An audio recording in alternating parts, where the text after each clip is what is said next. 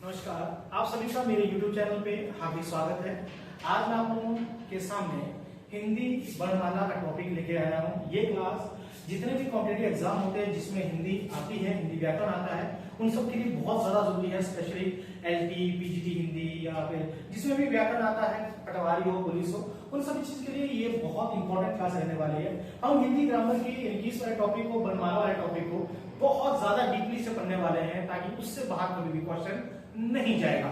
तो आज आप उनके सामने टॉपिक है, जैसे हिंदी व्याकरण हम पढ़ने वाले हैं। थोड़ा सा बता देता हूँ, हिंदी के बारे में पहले बहुत अच्छे से पढ़ चुके हैं। मैं आपको लिंक जो है वो डिस्क्रिप्शन में दे दूंगा कि हिंदी वर्ड बना कैसे है, इसको ऐसे लिखा जाता है या आधा लिखा जाता है, कंठ को कैसे लिखा जाता है, हिंदी की व्युत्पत्ति कैसे हुई, कहाँ से हिंदी शब्द आए, ये सब चीजें मैं ऑलरेडी पहले पढ़ा चुका हूँ। उसका लिंक मैं आप लोगों को डिस्क्रिप्शन बॉक्स में दे दूंगा। अब हम जो बात कर रहे हैं, आज जो बात कर रहे हैं वो हम व्याकरण की बात कर रहे हैं कि जो व्याकरण जो शब्द है, ये इसका व्याकरण का अर्थ क्या होता है। हिंदी का पहला व्याकरण कौन था, ये भी मैं बता देता हूँ। देखो, व्याकरण किसी भी भाषा का व्याकरण जो होता है वो उस भाषा के शुद्ध या अशुद्ध रूप का ज्ञान कराता है। किसी भाषा को जानने के लिए हमें सबसे ज्यादा जो जरूरत पड़ती है वो हमें व्याकरण की जरूरत पड़ती है। व्याकरण के द्वारा ही हम किसी भी भाषा के सही अथवा गलत, शुद्ध अथवा अशुद्ध रूप का हमें पता चलता है। वो किसके द्वारा पता चलता है, वो हमें व्याकरण के द्वारा पता चलता है। वर्ल्ड का सबसे प्राचीन व्याकरण जो लिखा था वो महर्षि पाणिनि जी ने लिखा था। संस्कृत व्याकरण वो ऑलरेडी मैं पहले पढ़ा चुका हूँ। संस्कृत का व्याकरण था जो विश्व का सबसे पहला व्याकरण लिखा गया था, वो महर्षि पाणिनि के द्वारा लिखा गया था। हिंदी के व्याकरण की अगर मैं बात कर रहा हूँ तो हिंदी का व्याकरण सबसे पहले हिंदी व्याकरण सबसे पहले जो लिखा था वो कामता प्रसाद गुरु ने लिखा था। कामता प्रसाद गुरु ने लिखा था 1920 में, है ना। तो कामता प्रसाद गुरु ने हिंदी का पहला व्याकरण लिखा था, इसीलिए कामता प्रसाद गुरु को हिंदी का पाणिनि कहा जाता है। पाणिनि जिन्होंने संस्कृत का व्याकरण सबसे पहले लिखा था, और विश्व की सबसे प्राचीनतम भाषा जो है वो भी आपकी संस्कृत ही है। तो उसका व्याकरण लिखा था महर्षि पाणिनि ने। उसके बाद जिस भी व्यक्ति ने जिस भाषा का व्याकरण लिखा सबसे पहले, उसको उस भाषा का पाणिनि नाम जो है वो संज्ञा उसको दी गई। तो हमारा हिंदी का व्याकरण जो लिखा है सबसे पहले वो किसने लिखा है, कामता प्रसाद गुरु ने लिखा है। एक क्वेश्चन बहुत बार पेपर में रिपीट होता है कि व्याकरण के कितने भेद होते हैं या व्याकरण के कितने अंग हैं। तो याद रखना, व्याकरण के 3 अंग होते हैं। ये पेपर में बहुत बार क्वेश्चन आता है कि व्याकरण के अंगों की अगर मैं बात करूं तो व्याकरण के 3 अंग होते हैं। नंबर 1 होता है शब्द वर्ण विचार,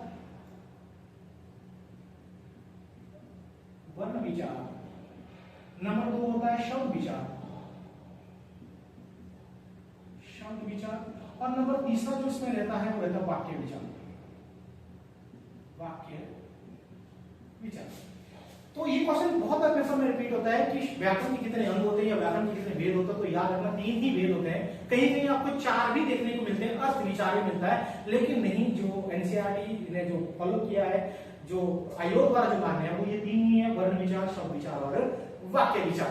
तो व्याकरण को मैं जो स्वर और व्यंजन को पढ़ाने से पहले मैं कुछ बेसिक चीजों को आपको बता देता हूँ, कुछ एक बेसिक चीजें मैं करवा देता हूँ। जैसे ध्वनि क्या होता है, वर्ण क्या होता है, लिपि क्या होता है, वो चीज मैं करवा देता हूँ। फिर मैं वर्णों को 2 भागों में डिवाइड कर दूंगा, स्वर और व्यंजन, और फिर हम स्वर और व्यंजन को बहुत डीपली पढ़ेंगे। उनको टाइप्स में डिवाइड करेंगे, 5-6 यानी 7-8 प्रकार से उनको पढ़ेंगे। तो वो बात की बात है। सबसे पहले मैं आपको एक क्रम बताता हूँ हिंदी भाषा का, इनकी भाषा का क्रम बताता हूँ। देखो, भाषा की सबसे छोटी इकाई जो होती है वो होती है ध्वनि। सबसे पहले जो आती है वो आती है आपकी दैट इज ध्वनि। ध्वनि का अर्थ होता है दैट इज साउंड। सबसे पहले हमारे इस वर्ल्ड में जो है वो कुछ एक साउंड जो थे वहां पे ध्वनि के रूप में थे। जब इस ध्वनि को, ये ध्वनि जो है वो भाषा की सबसे छोटी इकाई है। एक क्वेश्चन तो यही बनता है कि ध्वनि जो है वो भाषा की सबसे छोटी या कह सकते हैं लघुत्तम इकाई है। लघुत्तम इकाई है। तो जो ध्वनि है वो भाषा की सबसे छोटी इकाई है या सबसे लघुत्तम इकाई है। और इसके बाद जो आता है वो जो सेकंड पॉइंट दैट इज वर्ण। ये दोनों चीजें सेम है, ध्वनि भी वही होती है, वर्ण भी वही होते हैं, लेकिन डिफरेंस सिर्फ इतना है जब हम किसी वर्ण को बोलते हैं, ठीक है, ध्वनि जो है वो वर्णों का उच्चरित रूप है, यानी कि जब बोला जाता है तो वो ध्वनि है, जब उसी बोले हुई चीज को जब लिखा जाता है तो वो आपका वर्ण है। फॉर एग्जाम्पल, मैं आपको बोल रहा हूं अ, हमारे पास वर्ण कितने 52 है ना। मैं एक वर्ण बोल रहा हूं दैट इज अ, मैं बोल रहा हूं अ, ये ध्वनि है।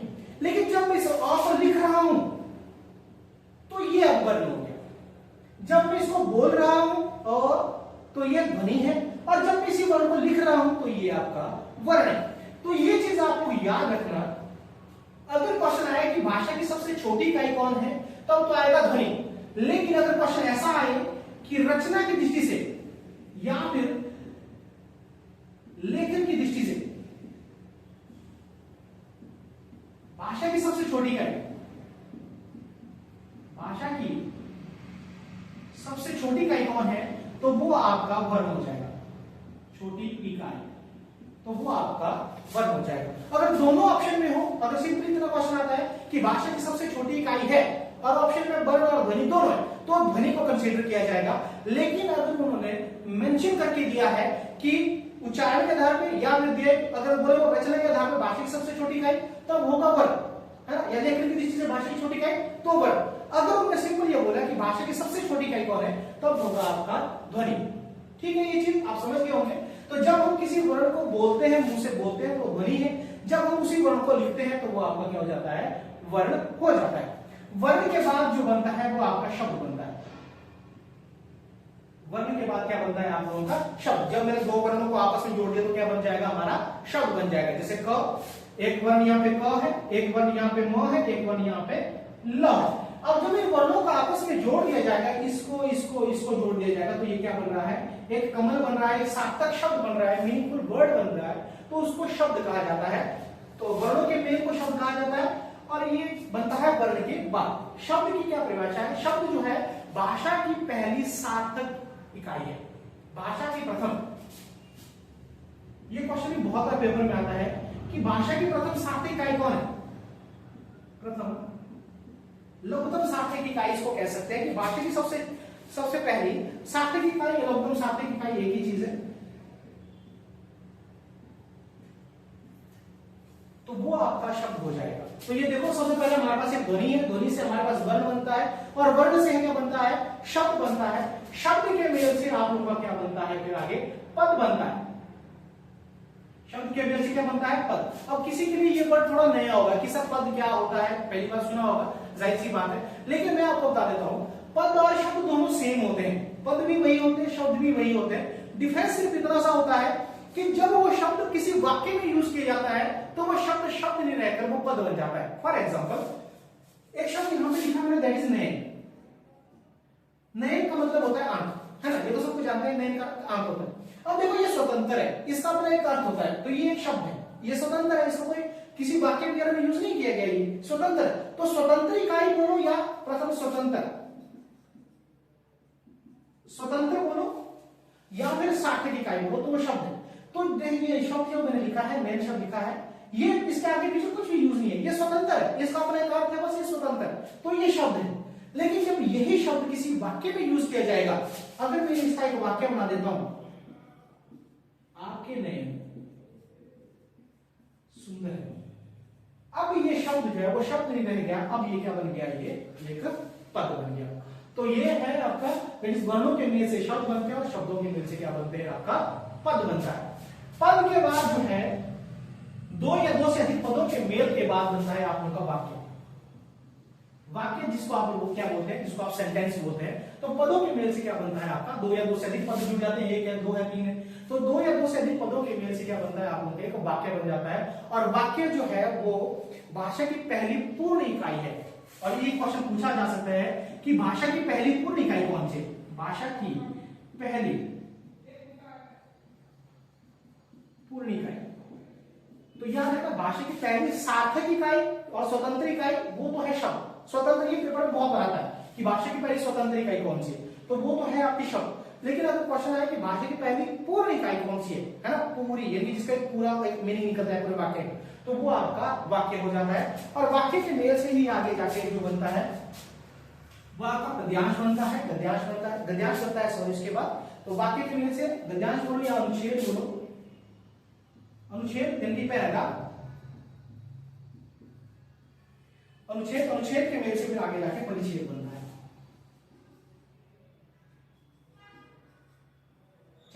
पूरे का पूरा, तो ये भाषा के पूरे का पूरा एक क्रम है। सबसे पहले आप लोगों के पास एक ध्वनि होती है, एक साउंड होता है, जब ध्वनि को हम लिखते हैं तो वो वर्ण बन जाता है, जब दो वर्ण आपस में जुड़ते हैं तो वो शब्द बन जाता है, जब वो शब्द किसी वाक्य में यूज होता है तो वो पद बन जाता है, जब दो या दो से अधिक पद आपस में जुड़ते हैं तो वो वाक्य बन जाता है, जब दो या दो से अधिक वाक्य आपस में जुड़ते हैं तो वो फिर अनुच्छेद बन जाता है, जब दो या दो से ज्यादा पैराग्राफ आपस में जुड़ते हैं तो पूरा का पूरा क्या बन जाता है, वो परिच्छेद बन जाता है। तो ये एक भाषा का पूरा क्रम है, किसी भी लैंग्वेज का आप ले लो तो इस तरह से ये क्रम बनता है। तो ये क्वेश्चन बहुत इंपॉर्टेंट है।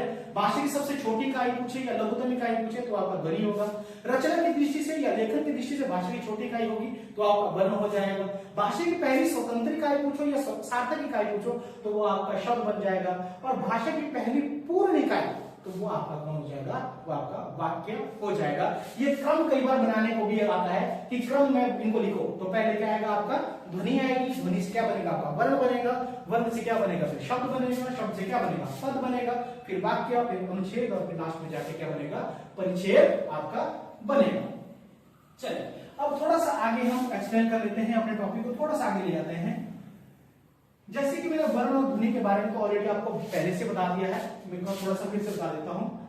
इन तीन चीजों का आप लोगों को वर्णमाला पढ़ने से पहले पता होना चाहिए। वर्ण, ध्वनि, एक वर्ण होना पता चाहिए, एक आपको लिपि भी पता होनी चाहिए, वैसे लिपि क्या होती है ना, एक आपको अक्षर का पता होना चाहिए कि भाई ये अक्षर क्या होते हैं। ये मैं थोड़ा थोड़ा बता देता हूँ उनके बारे में, फिर आपका ये हो जाएगा, फिर हम स्वर व्यंजन को करना शुरू कर देंगे।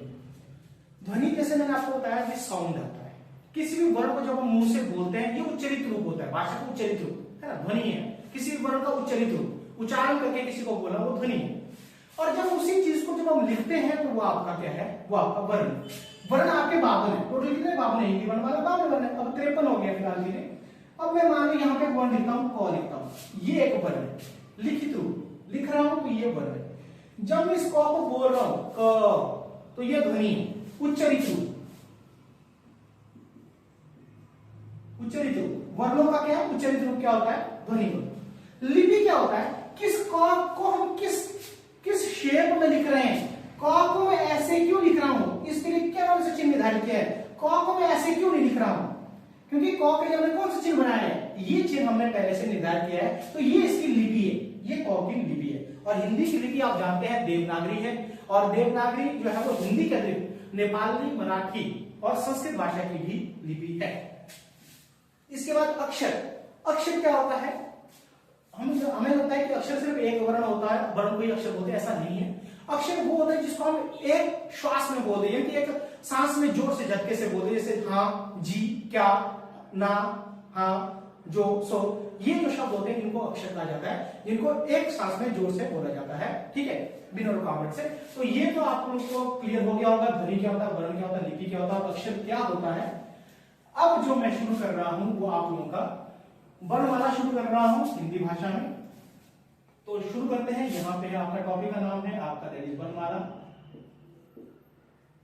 वर्णमाला किसे कहते हैं, वर्णों की माला है ना, जिसमें ढेर सारे वर्ण है, तो दैट इज वर्णमाला हो गया, ठीक है। हिंदी वर्णमाला में कुल वर्णों की संख्या, कुल वर्णों की संख्या,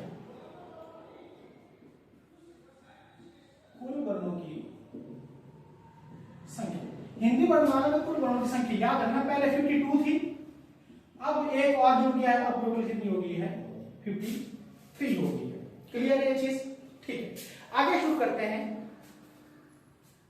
अब मैं बात करता हूं, यानी वर्ण जो है, वर्णों के कितने प्रकार होते हैं, वर्ण के प्रकार, वर्ण के 2 प्रकार है, एक आपका स्वर है और एक आप लोगों का क्या है, व्यंजन। ये क्वेश्चन आ सकता है कि वर्ण के कितने प्रकार होते हैं या वर्णों के कितने प्रकार होते हैं, तो वर्णों के 2 प्रकार है, क्योंकि हमने जो वर्ण है, हमारे पास जो 52 वर्ण है, जो 53 वर्ण है ना, 53 हो गया, पहले 52 ही थे, जो 53 वर्ण है, 53 होता है सही शब्द, 53 नहीं होता, 53 है ना। तो उन वर्णों को हमने 2 भागों में डिवाइड किया है, एक को हम स्वरों में डिवाइड किया और दूसरे को हमने किसमें डिवाइड किया है, दैट इज व्यंजनों में हमने उनको डिवाइड किया। क्यों किया है तो मैं बताता हूं कि स्वर क्या होते हैं और व्यंजन क्या होते हैं, वो मैं अभी आपको क्लियर करवा देता हूं। तो सबसे पहले हम जो पढ़ने वाले हैं वर्णों में हम जो पढ़ने वाले हैं वो हम पहले पढ़ेंगे स्वरों को कि स्वर क्या होते हैं। आज हम कुछ प्रकार 4-5 प्रकार से उनको डिवाइड कर देंगे और सेकंड क्लास जो रहेगी वो आप लोगों के व्यंजनों के ऊपर रहेगी और थर्ड क्लास जो रहेगी वो आपके उच्चारण स्थान के ऊपर रहेगी। तब जाके आपका ये पूरा का पूरा वर्णमाला वाला टॉपिक जो है वो कवर हो जाएगा। अब शुरू करते हैं। सबसे पहले बात करते हैं स्वरों की कि स्वर क्या होता है या स्वर कौन होते हैं या स्वर कौन कौन से होते हैं। तो चलो शुरू करते हैं। सबसे पहले आपका टॉपिक जो है वो है आप लोगों का स्वर। ठीक है, स्वर कौन से वर्ण होते हैं या कौन सी ध्वनियां होती हैं मैं आपको बता देता हूं। स्वर और व्यंजन में क्या डिफरेंस है। देखो स्कूल में हमें सिर्फ ये पढ़ाया जाता है कि स्वर वो होते हैं जो बिना व्यंजनों की सहायता से बोले जाते हैं और व्यंजन क्या होते हैं जो स्वरों की सहायता से बोले जाते हैं, है ना। आज तक हमें सिर्फ इतना ही पता था या हमें यही स्कूल में बताया जाता था कि स्वर वो होते हैं जो व्यंजन बिना व्यंजनों की सहायता से बोले जाते हैं और व्यंजन वो होते हैं जो स्वरों की सहायता से बोले जाते हैं। तो इस परिभाषा को छोड़ दो, मैं आपको एक सामने एक नई परिभाषा लेके आया हूं। स्वर कौन होते हैं या ये ध्वनियां कौन सी होती है, स्वर में कौन सी ध्वनि होती है। आप जानते हैं कि स्वरों की कुल संख्या जो है वो कितनी है आपकी 11, यानी कि अ से लेकर जो टोटल औ तक जो है वो सारे वर्ण क्या है स्वर है। यानी कि ये जो ध्वनियां है ये क्या है सारी स्वर। तो स्वर क्या होते हैं, देखो वे वर्ण या वे ध्वनियां जिनका उच्चारण करते समय जब मैं उनको बोलता हूं उच्चारण करते समय हमारी श्वास वायु जो मेरे अंदर की जो ध्वनि है जो साउंड है ना, हमारी श्वास वायु बिना किसी रुकावट के मुख के बाहर निकलती है, उन्हें स्वर कहा जाता है। मैं एक लाइन में यहां पे लिख देता हूं, वे ध्वनियां जिनका उच्चारण करते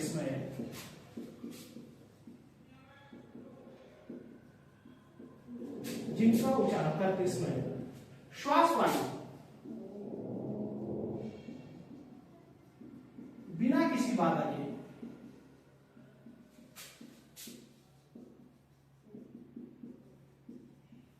मुख के बाहर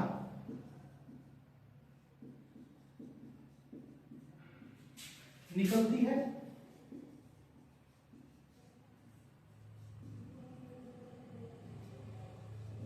उन्हें स्वर कहते हैं। हो सकता है आप लोगों को थोड़ा सा समय नहीं आया हो, मैं बता देता हूं, थोड़ा प्रैक्टिकल करके बता देता हूं कि कैसे ये हुआ है।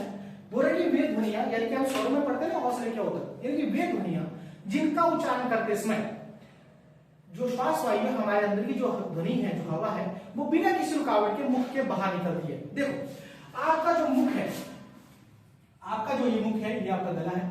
जब आप इन स्वरों का उच्चारण करते हैं अ से औ तक, इन स्वरों का जब उच्चारण करते हैं तो ये जो श्वास वायु यहां से जो ध्वनि आएगी वो कहीं पे भी टकराएगी नहीं, ना तो यहाँ पे टकराएगी या ना यहाँ पे टकराएगी या ना यहाँ पे टकराएगी ना दांत पे टकराएगी, वो बिना किसी रुकावट के जो है वो मुख के बाहर निकल जाती है, उनको स्वर कहा जाता है। जिनके उच्चारण में श्वास वायु बिना किसी रुकावट के मुख के किसी भी हिस्से में टच नहीं करती, सीधी जो श्वास वायु मुख के बाहर निकल जाती है, उनको कोई प्रॉब्लम फेस नहीं करनी पड़ती, उनको क्या कहा जाता है स्वर कहा जाता है।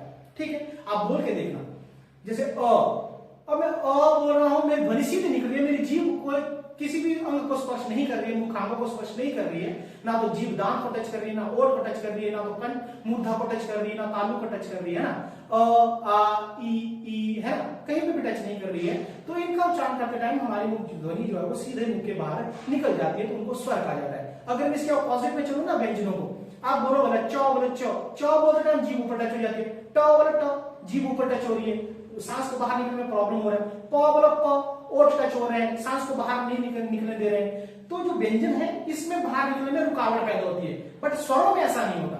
स्वरों में श्वास वायु को बाहर निकलने में प्रॉब्लम नहीं होती, तो इनको कहा जाता है स्वर। द्वारा कहा जाता है वे वर्ण जिनके उच्चारण में श्वास वायु को बिना किसी रुकावट के, है ना, उनको कोई भी रुकावट पैदा नहीं होती बाहर निकलने में, उनको क्या कहा जाता है आपके स्वर कहा जाता है। ये मैंने आपको थोड़ा सा डायग्राम बता दी, आपके मुख की आकृति है और यहां से श्वास वायु आती है तो बिना किसी रुकावट के सीधा मुंह के बाहर निकल जाती है, कहीं पे भी स्पर्श वो नहीं करती। अब बात करते हैं स्वर की संख्या कौन सी है, शुद्ध स्वर कितने से है, अशुद्ध कौन सा है ना, देवनागरी लिपि में कितने स्वर हैं, संस्कृत में कितने स्वर है, वो मैं बात यहाँ पे कर लेता हूं। सबसे पहले बात करते हैं स्वरों की संख्या कितनी है, 11। मैं बता देता हूं कौन कौन से हैं। एक आपका अ है, एक आपका आ है, एक आपकी छोटी ई है, एक आपकी बड़ी ई है, एक यहाँ पे छोटा ऊ है, एक यहाँ पे बड़ा ऊ है, एक यहाँ पे री है, एक ए है, एक ए है, एक ओ है और एक आपका औ है। आपके 1 2 3 4 5 6 7 8 9 10 और 11। ये आपके स्वर। कुल स्वर पूछे तब भी 11 ही करना है, या स्वर पूछे तब भी कितने करना है? 11 ही करना है। बच्चे कंफ्यूज हो जाते हैं कि कुल स्वर 13 होंगे, अंग और आप होते हैं, वो इसमें नहीं आते हैं, वो आपके अयोग भाग में आते हैं। बताऊंगा क्यों आते हैं, क्यों ये नाम दिया गया, किसने ये नाम दिया, वो मैं बाद में बताऊंगा। लेकिन अभी हम बात कर रहे हैं स्वरों की, तो स्वरों की संख्या कितनी होती है आप लोगों के पास? सिर्फ 11 ही होती है स्वरों की संख्या, ठीक है। अब बात आती है शुद्ध स्वर कितने। शुद्ध स्वर आप होंगे सिर्फ 10 है, 11 शुद्ध स्वर नहीं है। इसमें से ये जो वर्ण है री, ये शुद्ध स्वर नहीं है, शुद्ध वर्ण नहीं है। अब आप बोलोगे सर री शुद्ध स्वर क्यों नहीं है, क्यों ये शुद्ध में नहीं जाएगा? बताता हूं। देखो इस री और आपके इस वाले री में कोई अंतर दिख रहा है क्या आप लोगों को? एक ये वाला री और एक ये वाला री, आपके उच्चारण में ये दोनों जो है वो एक समान दिख रहे होंगे, आपको दोनों एक समान दिख रहे होंगे। इसलिए ये वर्ण जो है वो प्रेजेंट टाइम में, आज की डेट में जो है वो अशुद्ध वर्ण आता है। संस्कृत में नहीं है अशुद्धि, संस्कृत में तो शुद्धि है, लेकिन हिंदी में ये वर्ण जो है वो प्रेजेंट टाइम में कैसा हो गया? अशुद्ध वर्ण हो गया। बताऊंगा कैसे। देखो जब इस री का उच्चारण होता था, हमारी जीभ ऊपर टच नहीं होती थी, ताल को क्या बोलते हैं, मूर्धा पे टच नहीं होती थी। लेकिन अब हम जब इसका उच्चारण करते हैं तो हम इस री के जैसे इसका उच्चारण करने लगे हैं, तो हम री बोलते हैं, तो हमारी जीभ ऊपर टच होती है। तो हमने स्वरों की परिभाषा में ही पढ़ा था कि स्वर वो होते हैं जिसमें जीवा कहीं भी टच नहीं होती, श्वास वायु को बाहर निकलने में प्रॉब्लम नहीं होती। तो इसीलिए इस वर्ण को क्या कहा गया है? अशुद्ध वर्ण कहा गया है। इसका उच्चारण होता है ना, जीभ थोड़ी सी फोल्ड होती थी, टच नहीं होती थी, री री ऐसे होता था इसका उच्चारण। लेकिन अब हम इसका उच्चारण कर रहे हैं री री, हमारी जीभ ऊपर जो है वो क्या हो रही है? टच हो रही है। इसलिए शुद्ध स्वरों की संख्या की अगर मैं बात करूं तो वो कितनी है आपकी? वो आपकी 10 है। अगर मैं संस्कृत की बात करूं कि संस्कृत में स्वरों की संख्या, संस्कृत में स्वरों की संख्या जो है वो कितनी है आप लोगों की? 13, ठीक है। 11 तो ये है, अब तक 11 तो ये है, दो वर्ण उसमें और जुड़ जाते हैं। एक तो ये री वर्ण उसमें जुड़ जाता है, एक बड़ी री जुड़ जाता है, एक ये वाला री उसमें जुड़ जाता है, बड़ी री। तो ये 11 दो कितने हो जाते हैं इसमें? 13। देवनागरी लिपि की अगर मैं बात करूं, अगर मैं देवनागरी की बात करूं तो देवनागरी में भी जो है स्वरों की संख्या है वो भी कितनी है आपकी? 13 ही है। उसमें भी ये दो वर्ण उसमें ऐड हो जाते हैं, तो उसमें भी स्वरों की संख्या कितनी है आपकी? टोटल कितनी है? 13 ही है। क्लियर ये चीज? ओके, तो ये आपका हो गया कि स्वरों की कुल संख्या 11 है, ठीक है। शुद्ध स्वर कितने हैं आपके? 10 हैं। संस्कृत में कितने हैं? 13 है ना।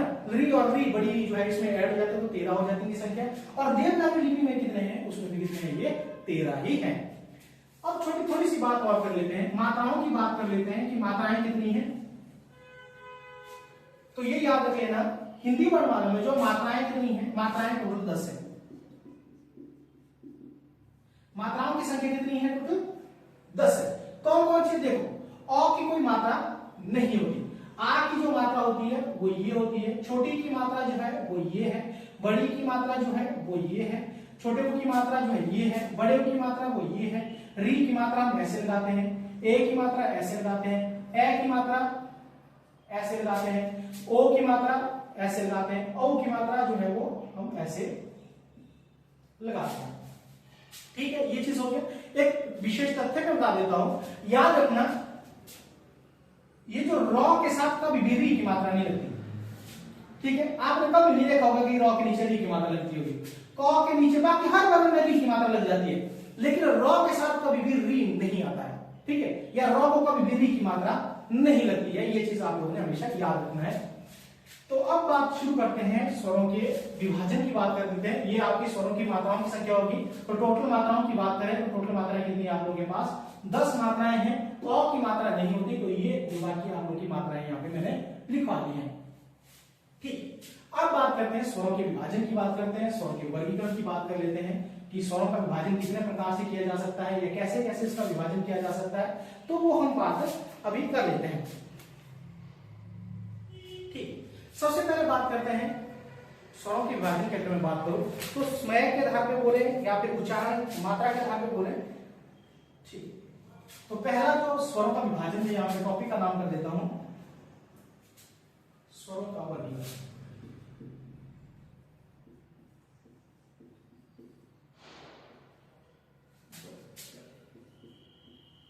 स्वरों का वर्गीकरण, तो सबसे पहला वर्गीकरण जो मैं कर रहा हूं स्वरों का, वो कर रहा हूं मैं उच्चारण के आधार पे। आपके पास उच्चारण के आधार पे भी हो सकता है, मात्रा के आधार पे भी हो सकता है, या समय के आधार पे भी हो सकता है, उच्चारण के आधार पे बोल सकते हैं, मात्रा के आधार पे बोल सकते हैं, समय के आधार पे बोल सकते हैं, या कालमान के आधार पे बोल सकते हैं। कोई भी नाम आपको दिया जा सकता है कि आधार, इनमें से कोई भी नाम आपको दिया जा सकता है। बोल सकते हैं कि समय के आधार पे स्वरों के कितने वर्गीकरण में बांटा गया है, कालमान के आधार पे स्वरों कितने वर्गीकरण में बांटा गया है, या फिर उच्चारण या मात्रा के आधार पे स्वरों को कितने वर्गीकरण में बांटा गया है। तो याद रखना ये क्वेश्चन बहुत इंपॉर्टेंट है, ये पेपर में बहुत बार आया है, उच्चारण और मात्रा के आधार पे स्वरों कितने भागों में बांटा गया है। लेकिन याद रखना हिंदी में सिर्फ 2 भागों में बांटा गया है, कहीं कहीं आपको बुक्स में 3 भागों में बांटा गया होगा, ह्रस्व स्वर, दीर्घ स्वर और प्लुत स्वर। याद रखना प्लुत स्वर जो है ये आपका संस्कृत भाषा में यानी तत्सम शब्दों में यूज किया जाता है। जैसे री है ना, री शब्द भी हमेशा तत्सम शब्दों में ही यूज किया जाता है। तो वैसे ही ये जो प्लुत स्वर है, जो प्लुत स्वर मैं लिखूंगा आगे, वो भी आपके तत्सम शब्दों में ही यूज किया जाता है। अभी कुछ दिन पहले उसका पेपर में एक बार क्वेश्चन आया था, वो भी मैं समझाता हूँ कि कैसे आया होगा यहाँ से क्वेश्चन। पहले इन 2 भागों में डिवाइड कर लेते हैं, फिर प्लुत स्वर की बात कर लेते हैं। तो इसके आधार में 2 भागों में इसको डिवाइड किया गया है। एक आपका किया गया है यहाँ पे ह्रस्व स्वर, इनको आप लोग मूल स्वर भी कह सकते हैं, ठीक है। और दूसरा जो है आप लोगों का वो है आपका दीर्घ स्वर, ठीक है। इनको एक मात्रिक स्वर भी कहते हैं, एक मात्रिक स्वर भी कहते हैं, और इनको द्विमात्रिक स्वर कहते हैं, द्विमात्रिक स्वर भी कहते हैं, ठीक। इनमें एक मात्रा होती है, इसमें 2 मात्रा होती है, यानी ये छंदों में यूज की जाती है, एक मात्रा और 2 मात्रा, कोई बात नहीं। ह्रस्व स्वर की बात करें या मूल स्वरों की बात करें, देखो ये जो वर्गीकरण किया गया है ये इस आधार पे किया गया है कि 11 स्वरों में, स्वर कितने हमारे पास 11, कि 11 स्वरों में किस स्वर में बोलते टाइम हमें कम जोर पड़ता है। जिसमें कम जोर पड़ता है वो आपके ह्रस्व स्वर के अंदर आएंगे, मूल स्वर के अंदर आएंगे। किस स्वर में ज्यादा जोर लगता है वो आपके दीर्घ स्वर में जाएंगे या द्विमात्रिक स्वर में जाएंगे। तो बताते हैं, यहां पर मैं लिख देता हूं, जिनके उच्चारण में कम समय लगता है, जिनके उच्चारण में कम समय लगता है वो कौन से होंगे, आपके ह्रस्व स्वर होंगे। और जिनके उच्चारण में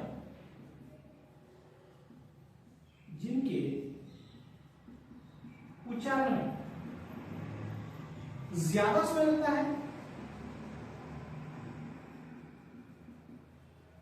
वो आपके कौन से होंगे, वो आपके दीर्घ स्वर होंगे। तो अब देखते हैं कि जिनके उच्चारण में कम समय लगता है वो कौन से हैं, है ना। इनको वैसे प्राकृतिक स्वर भी कहा जाता है ना, प्राकृतिक स्वर। तो देखते हैं, ये एक आपका 4 अंक की संख्या अ है, छोटी ई है, छोटा ऊ है, और आप लोगों का कौन सा है, री है। तो ह्रस्व स्वर की संख्या याद रख लेना, तो कितनी है इसमें, सिर्फ 4। दीर्घ स्वर जिनको बोलने में ह्रस्व से दुगना समय लगता है ना, ज्यादा समय लगता है, ये ह्रस्व से इनसे ज्यादा समय लगेगा। देखो ओ में कम लगता है, आ ज्यादा लग रहा है, ई में कम लग रहा है, ई में ज्यादा लग रहा है, ऊ में कम लग रहा है, ऊ में ज्यादा लग रहा है ना। ए ओ औ इनमें तो लग ही रहा है। तो ये याद रखना, जिनके उच्चारण में ज्यादा समय लगता है वो आपके दीर्घ स्वर में जाएंगे, जिनमें कम लगता है वो आपके ह्रस्व में आएंगे। तो ह्रस्व में कौन आएंगे, ये 4 है। इनमें बोलने में क्या लगता है, कम जोर लगता है, अ ई उ री, इनमें कम जोर लग रहा है, आ ई उ ए ओ औ, इनमें ज्यादा जोर लग रहा है। तो इनकी संख्या 7 है। दीर्घ स्वर की संख्या कितनी है आपकी, 7। आपका आ इसमें आता है, आपकी बड़ी ई इसमें आती है, बड़ा ऊ इसमें आता है, ए आता है, ए आता है, ओ आता है, और इसमें आपका ओ भी इसी में आता ही आता है। क्लियर है। तो ये हो गया आपका ह्रस्व स्वर और दीर्घ स्वर। तो याद रखना, उच्चारण के आधार पर, मात्रा या समय के आधार पर जो स्वरों को बांटा गया है वो सिर्फ 2 भागों में बांटा गया है, एक ह्रस्व स्वर और दूसरा आपका प्लुत स्वर। एक ह्रस्व स्वर, एक आपका दीर्घ स्वर। प्लुत स्वर जो है आप लोगों का, दीर्घ मैंने शायद गलत किया है, एक ह्रस्व स्वर और एक आप लोगों का दीर्घ स्वर, एक ह्रस्व स्वर, एक आप लोगों का दीर्घ स्वर। प्लुत स्वर जो होता है वो आपका संस्कृत में यूज किया जाता है, हिंदी में उसको यूज नहीं किया जाता। आए क्वेश्चन अभी कुछ दिन पहले उससे बना था, वो मैं बता देता हूँ कि कैसे। ये आपको क्लियर हो गया होगा। ह्रस्व स्वर में बोलने में कम समय लगता है, दीर्घ स्वर को बोलने में क्या लगता है, ज्यादा समय लगता है। ह्रस्व स्वर को ही मूल स्वर कहा जाता है, ठीक है, और ह्रस्व स्वर को ही प्राकृतिक स्वर कहा जाता है, प्राकृतिक, इनको प्राकृतिक स्वर कहा जाता है। क्लियर ये चीज? ठीक। अब मैं बताता हूं कि आपका जो प्लुत स्वर है वो क्या होता है, इसके बारे में बात कर लेते हैं। प्लुत स्वर कौन से होते हैं? देखो, तीसरा जो रहता है, हालांकि हिंदी में दो ही प्रकार के रहते हैं, फिर से बोल रहा हूं, हिंदी में से दो ही होते हैं, संस्कृत में 3 होते हैं। तो ये जो प्लुत है, ये जो प्लुत स्वर है, ये संस्कृत में यूज किया जाता है। प्लुत स्वर वे स्वर होते हैं जिनका उच्चारण करने के लिए ह्रस्व स्वर से 3 गुना ज्यादा समय लगता है, बहुत ज्यादा समय लगता है ना। तो उच्चारण के लिए यहां पर मैं बता देता हूं, उच्चारण के लिए ह्रस्व से 3 गुना ज्यादा समय लगता है। 3 गुना ज्यादा समय लगता है, तो उनको क्या कहा जाता है? ह्रस्व स्वर कहा जाता है। अब आप बोलोगे सब 11 स्वर तो हो गया, वो और कौन से होंगे? 4 आपके मूल स्वर में आ गए, ह्रस्व स्वर में आ गए, 7 आपके दीर्घ स्वर में आ गए, तो 7 4 11 तो हो ही गया ऑलरेडी, है ना। तो और कौन से स्वर इसमें आएंगे भाई? तो इसमें स्वर नहीं आते, मतलब ऐसे वो वर्ण तो खत्म हो गए। इसमें याद रखना, इसमें इस तरह के वर्ण आएंगे, जैसे ओ।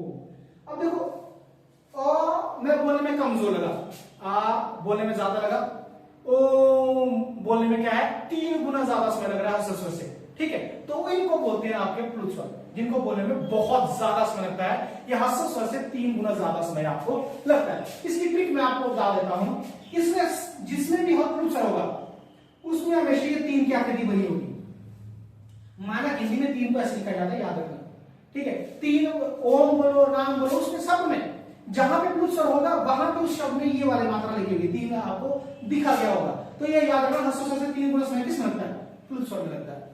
अभी कुछ दिन पहले आपके एग्जाम में क्वेश्चन आया था, हिमाचल के एग्जाम में क्वेश्चन आया था कि किसी व्यक्ति को पुकारने के लिए, अगर मान लो आपको किसी व्यक्ति को पुकारना है, किसी व्यक्ति को पुकारने के लिए किस स्वर का प्रयोग किया जाता है।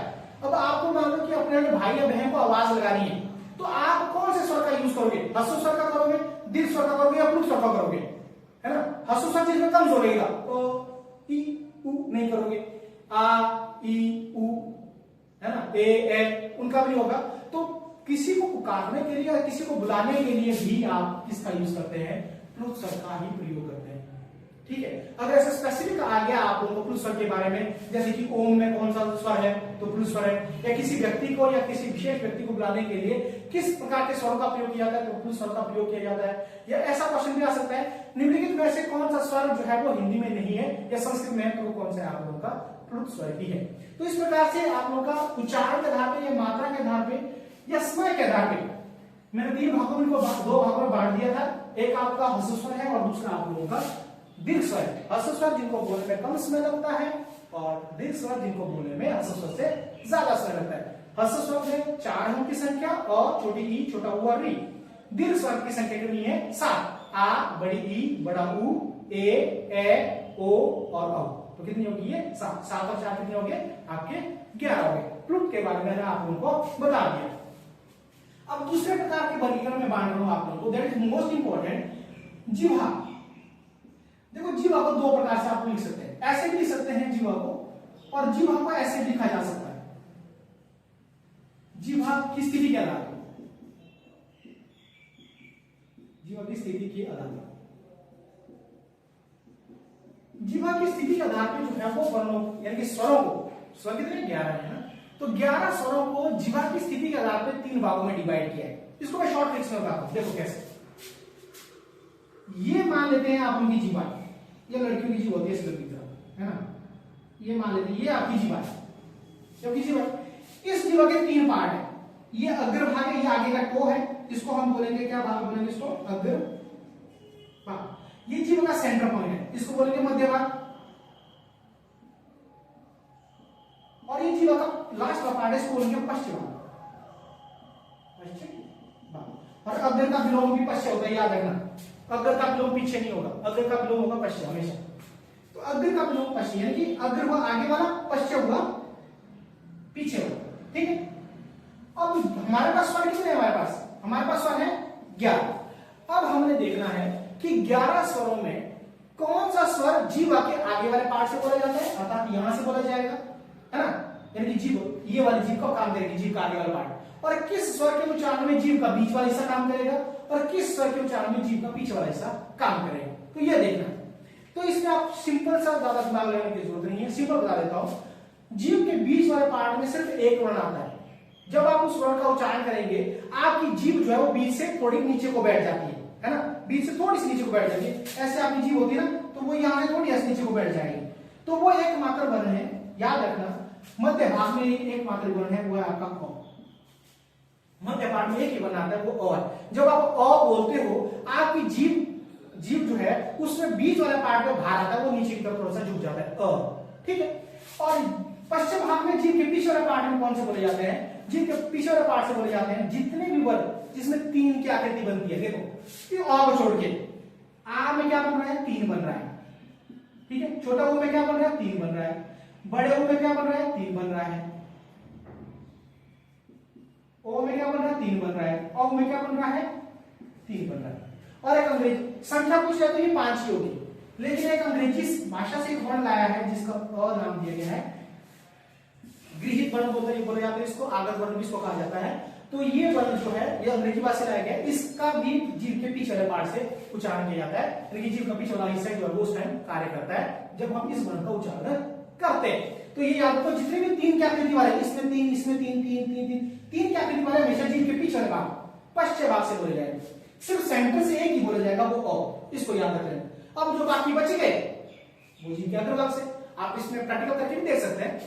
ई जब बोलोगे तो जीभ एक टो जो है आगे से थोड़ा ऊपर को उठ जाएगा। ए बोलोगे, जीभ का आगे वाला जो टो है वो ऊपर को उठ जाएगा। इन सभी में टो नहीं उठता, जीभ का आगे वाला पार्ट नहीं उठेगा। लेकिन जब आप इनको बोलोगे, छोटी ई, बड़ी ई, री, ए या फिर जब आप इनको बोलोगे तो इसमें जीभ का आगे वाला जो टो है वो जरूर आपको ऊपर उठेगा। तो इस प्रकार से जीभा के आधार पे हमने जो है वो स्वरों को 3 भागों में डिवाइड किया है। एक आपका हो गया अग्रस्वर, जिसमें जीभ का आगे वाला पार्ट काम करता है।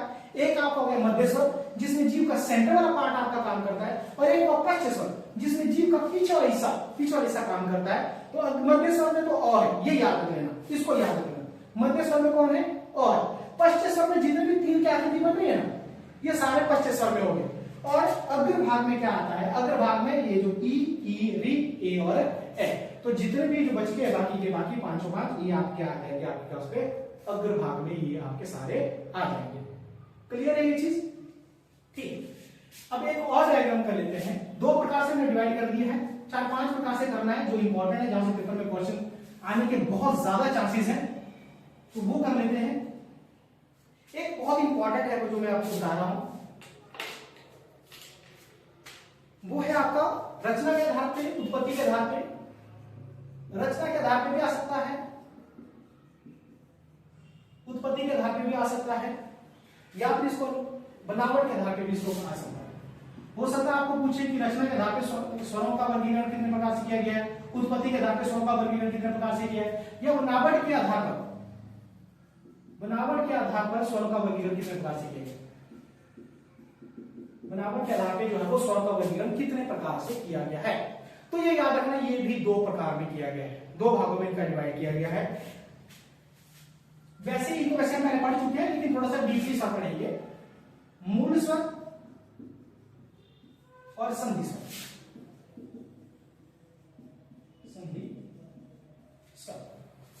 रचना के आधार पे बोलो, बनावट के आधार पे बोलो, उत्पत्ति के आधार पे बोलो, तो स्वरों को 2 भागों में हम बांट सकते हैं।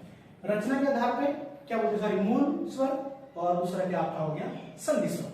मूल स्वर जैसा कि हमने पहले भी पढ़ा था, जो ह्रस्व स्वर है उन्हीं को क्या कहा जाता है? मूल स्वर। यानी कि वे स्वर या वे ध्वनियां जो किसी अन्य स्वरों की सहायता से नहीं बने।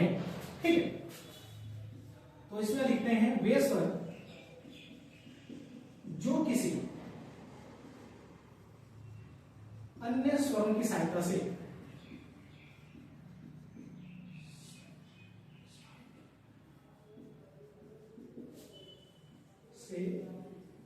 नहीं बने, जो मूल है, जो प्राकृतिक रूप से पहले से बोले जा रहे है ना।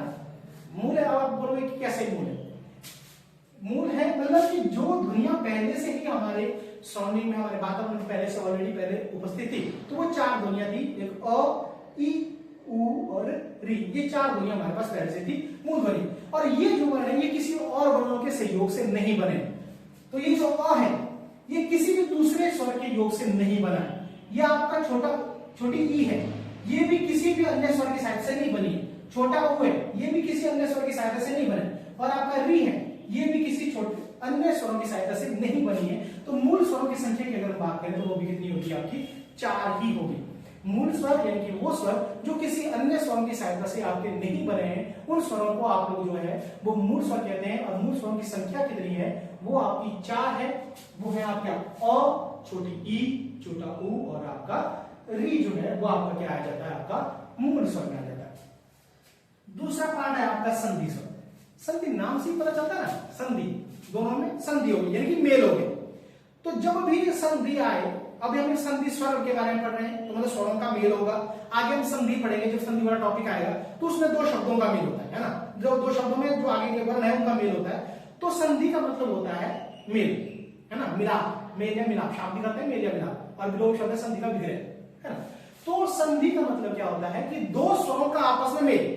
तो संधि स्वर वे स्वर होते हैं जो यहाँ पे 2 स्वर आपस में जुड़कर बने हुए होते हैं। जैसे फॉर एग्जाम्पल, पहले मैं इसमें थोड़ा सा लिख लेता हूं। इसमें लिखा था वे स्वर जो किसी अन्य स्वरों की सहायता से नहीं बोले जाते। तो यहां पे लिखेंगे वे स्वर जो दूसरे स्वरों की सहायता से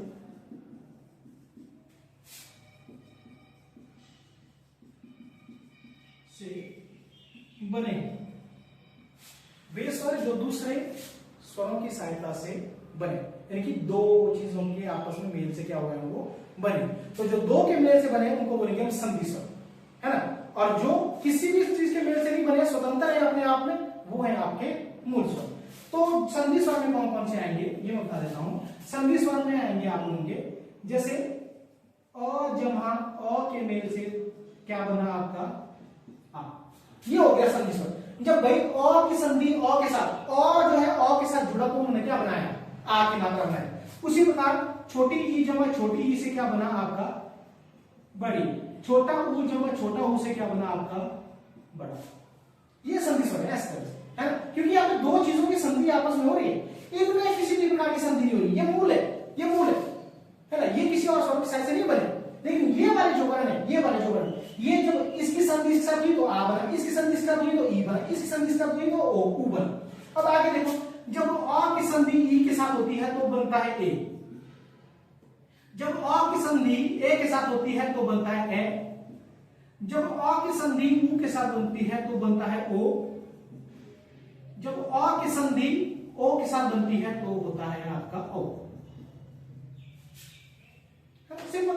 तो संधि स्वर का बोलने का मतलब है कि जब 2 वर्ण 2 स्वर आपस में जुड़ जाते हैं वो आपके संधि स्वर हो जाते हैं। जिसमें नहीं जुड़ते वो आपके मूल स्वर हो जाते हैं। तो संधि स्वर है आपके 7,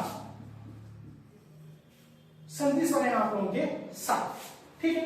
मतलब जो 2 स्वरों के आपस में जुड़कर बने, जैसे आ बना अ जमा अ से, ई बना ई जमा ई से, ऊ बना ऊ जमा ऊ से, ये संधि स्वर है। ए की मात्रा बनी अ के साथ जब ई जुड़ी, ओ की ए की मात्रा बनी अ के साथ जब ए जुड़ा, ओ की मात्रा बनी अ के साथ जब ऊ जुड़ा, और ओ की मात्रा बनी जब अ के साथ ओ की मात्रा जुड़ी, है ना। कैसे बनते हैं ये हम जब हम संधि पढ़ेंगे तब मैं अच्छे से एक्सप्लेन करूंगा कि कैसे ये बनी है, वो बात की बात है। अभी हमारे पास टाइम थोड़ा सा कम है।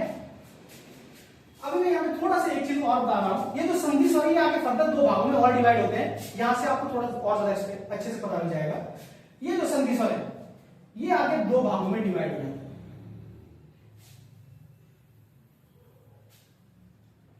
यहां पे मैं इसको लिख देता हूं।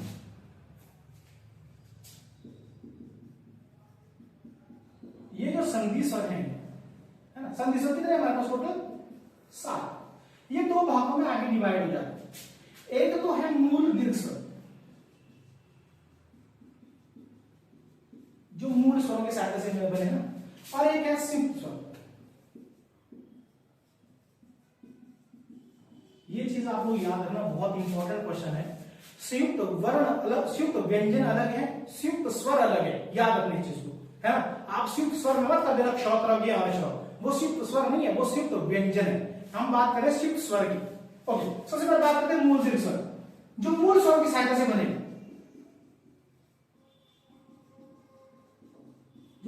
स्वरों की सहायता से बने।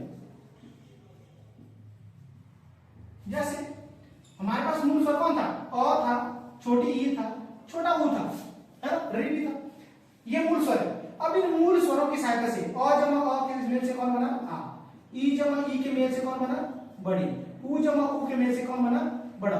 तो ये जो तीन हैं इनको मूल दीर्घ स्वर कहा गया है। ये मूल स्वरों की सहायता से बने हैं, यानी कि ये इन मूल स्वरों की सहायता से ये बने हैं, तो इनको कहा गया है आपके दैट इज मूल दीर्घ स्वर। ठीक है। अब दूसरा जो है वह संयुक्त स्वर।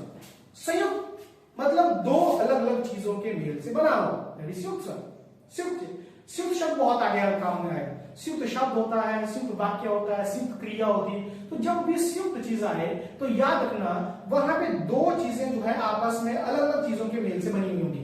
दो चीजें होंगी, दोनों चीजें जो है वो अलग अलग मेल से बनी होगी। फॉर एग्जाम्पल यहां पे मैं बात करूं, यहां पे मूल स्वर है और यहां पे आपका ई है, अलग अलग। और अ के मेल से नहीं बना, अब अ के साथ क्या जुड़ा? ई जुड़ा, और ई के मेल से बना तो अब जाके बनी आपकी ए की मात्रा अर्थात ये बनी। ठीक है। अब आपका है आपके जब अ के साथ ये ए जुड़ा तो इसने बनाई दो मात्रा, ए की मात्रा अर्थात ये की बनी। फिर जब अ के साथ ऊ जुड़ा तो उसने बनाई ओ की मात्रा अर्थात ये। और जब अ के साथ ओ जुड़ा तो इसने बनाई औ की मात्रा अर्थात ये। तो इनको बोला गया संयुक्त स्वर। ये दो अलग अलग चीजों के मेल से बने। ये अ जमा ई से मिला, ये सारे बने देखो सेम सेम से, अ जमा ई, अ ई जमा ई, ऊ जमा ऊ। लेकिन ये बने अलग अलग से, अ जमा ई, अ जमा ए, अ जमा ऊ, अ जमा ओ, इनके मेल से बनी है। तो ये चार याद रखना, ये चार हैं आप लोगों के संयुक्त स्वर। ठीक है। संयुक्त स्वर अलग है, संयुक्त व्यंजन आप लोगों के क्या है? अलग है। और इन्हीं चारों को संध्या स्वर भी कहा जाता है। ये मोस्ट इंपॉर्टेंट क्वेश्चन है। इन्हीं चारों को क्या कहा जाता है? संध्या स्वर भी कहा जाता है। मैं बता देता हूं, इन मूल स्वरों को बहुत सारे नाम दिए गए हैं। देखो, इनको रूढ़ स्वर भी कहा जाता है, इनको जड़ स्वर भी कहा जाता है, इनको प्राकृत स्वर भी कहा जाता है, और इनको एक दो नाम और भी हैं। इनको यस नैसर्गिक स्वर भी कहा जाता है। इनके बहुत सारे नाम है, कुछ भी आ सकता है पेपर में आपको। बीजाक्षर भी कहा जाते हैं, बीज है ये सारी पूरी की पूरी वर्णमाला के। तो किसी भी प्रकार से आपको कोई भी नाम दे सकता है। हो सकता है आपको बोले कि नैसर्गिक स्वर कौन से हैं, तो कंफ्यूज नहीं होना, नैसर्गिक स्वर भी आपके वही है, ये मूल दीर्घ स्वर है। नैसर्गिक स्वर आपके जो है मूल स्वर, जो मूल स्वर मैंने चार करवाए, रूढ़ स्वर, जड़ स्वर, प्राकृत स्वर और नैसर्गिक स्वर, वो आपके कोई चार मूल स्वर है ना। और छोटी ई, छोटा ऊ और री, उन्हीं को कहा जाता है मूल स्वर भी, उन्हीं को जड़ स्वर भी कहा जाता है, उन्हीं को प्राकृत स्वर भी कहा जाता है, और उन्हीं को आपका क्या कहा जाता है? नैसर्गिक स्वर भी मूल स्वरों को ही कहा जाता है। ठीक है। दीर्घ स्वर मैंने आपको यहाँ पे अलग से लिख दिया है, ये अलग है, ये अलग है। दीर्घ स्वर जो दो स्वरों की सहायता से बने हैं, जिनकी दो सेम स्वरों की सहायता से बने, वो आपके दीर्घ स्वर मूल दीर्घ स्वर है। और संयुक्त स्वर जो अलग अलग के मेल से आप लोगों के बने। क्लियर है ये चीज? ठीक। अब थोड़ा सा आगे बढ़ते हैं। लास्ट वर्गीकरण में आज का करवा रहा हूं आप लोगों को, तो ये चीज आप लोग याद रख लेना। नेक्स्ट क्लास में जो थोड़ा सा बच जाएगा उसको हम कवर कर लेते हैं। अभी मैं ओष्ठाकृति के आधार पर स्वरों का वर्गीकरण करवा देता हूं, जाति के आधार पर करवा देता हूं, ये सिंपल सा है। फिर नेक्स्ट क्लास में ओष्ठाकृति के आधार पर और मुख के खुलने के आधार पर करवा देता हूं, जो कि one of the most important है। और आप लोगों का स्वर वाला टॉपिक जो है वो यहाँ पे क्या हो जाएगा? खत्म। तो यहां पे मैं करवा देता हूं आप लोगों को जाति के आधार पर।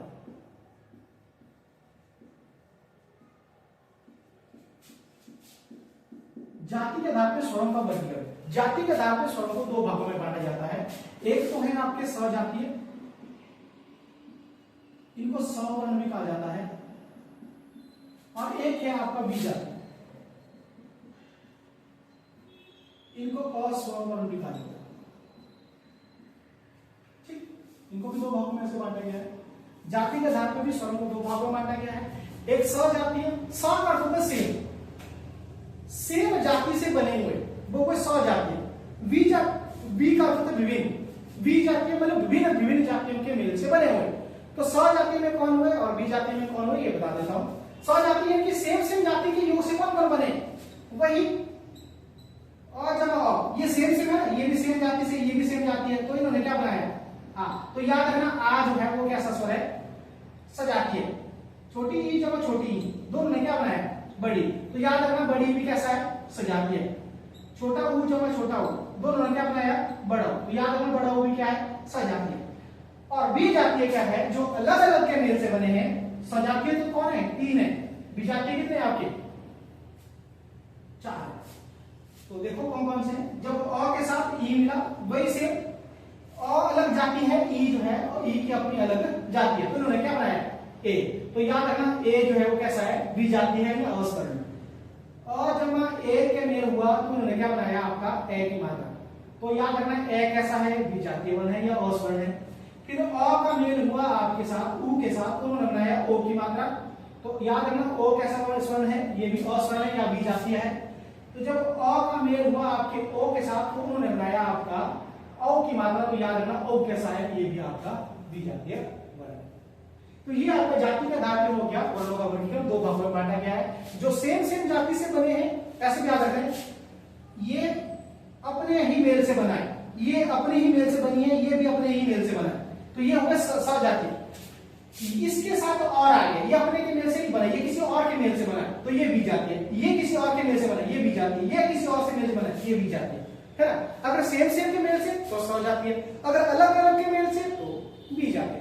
तो इस तरह से हमने स्वरों के बारे में थोड़ी सी चर्चा की। थोड़ा सा बच गया, 2 प्रकार से डिवाइड बच गया है, वो मैं करवा लूंगा अगली क्लास में। और उसके बाद हम व्यंजन वाला पढ़ेंगे। व्यंजन में भी थोड़ा सा टाइम लगेगा, खासकर सघोष, अघोष, अल्पप्राण, महाप्राण। और जो कृतम के आधार पे व्यंजनों को 8 भागों में बांटा गया है, वो बहुत इंपॉर्टेंट है। अगर हम ये सब कर लेते हैं, अच्छे से पढ़ लेते हैं, तो हमारे वर्णमाला पे अच्छी पकड़ हो जाएगी। यहां से बाहर क्वेश्चन जाने के कोई चांस नहीं है। ठीक है। किसी प्रकार की आपको कोई प्रॉब्लम है या समझ नहीं आया हो या कुछ भी पूछना हो, तो आप मुझे कमेंट बॉक्स में कमेंट कर सकते हैं, है ना। मैं आपको बता दूंगा, उसमें आपके आंसर बता दूंगा, आपकी क्वेरीज बता दूंगा, जो भी आपको पूछना होगा। आपको आज की क्लास मेरी कैसी लगी इसके बारे में आप जरूर बताएं। आज हमने स्वरों के बारे में काफी विस्तृत जानकारी वैसे थोड़ी बहुत पढ़ ली है। हमने जाति के आधार पर देखा, हमने उच्चारण मात्रा के आधार पर देखा, है ना, कालमान के आधार पर देखा, हमने उत्पत्ति और रचना के आधार पर देखा, हमने जीवा के आधार पर देखा स्वरों का वर्गीकरण क्या होता है। तो ये सब चीजें हमने आज की क्लास में देखी है। कल की क्लास में हम इससे थोड़ा और ज्यादा पढ़ेंगे, है ना। स्वरों को कल की क्लास में खत्म कर लेंगे हम, देन उसके बाद हम व्यंजनों की तरफ जाएंगे। तो आज की क्लास आप लोगों को कैसे लगी? आज मेरा पहला दिन है मेरी यूट्यूब चैनल पे। जो भी आपके कमेंट है प्लीज लाइक शेयर सब्सक्राइब मेरे चैनल को कर दें, है ना।